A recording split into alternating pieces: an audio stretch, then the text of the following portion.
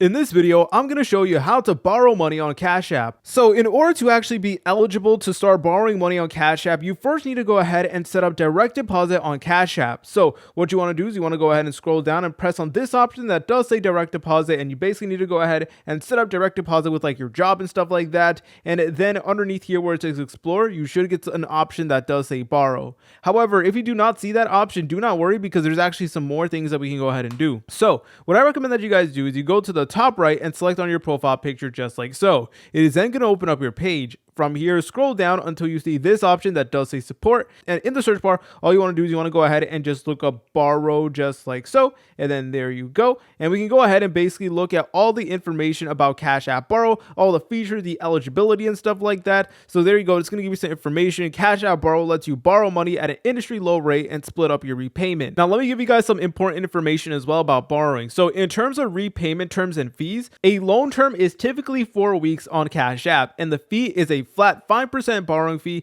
and late fees do apply. So there will be additional charges if you miss the due date, and you also do have repayment options, manual or automatic payments. If you do not see the borrow option on your Cash App, then that could mean that you don't have enough transactions on Cash App. You need to be using Cash App frequently in order for Cash App to actually trust you with borrowing money. And again, you will need to go ahead and get direct deposit enabled, and you will need to use their cash card usage. And also keep in mind that location also does play a factor. This option is not available in every single state, so you want to go ahead and check that your state is actually available to do this. But again, you guys could look at all these different documents and it is going to tell you everything that you need to do. But yeah, you guys could take a look at all these documents and it is going to tell you if you're eligible to borrow money on Cash App. If you guys found this video helpful, make sure to leave a like and subscribe. I'll see you in the next tutorial.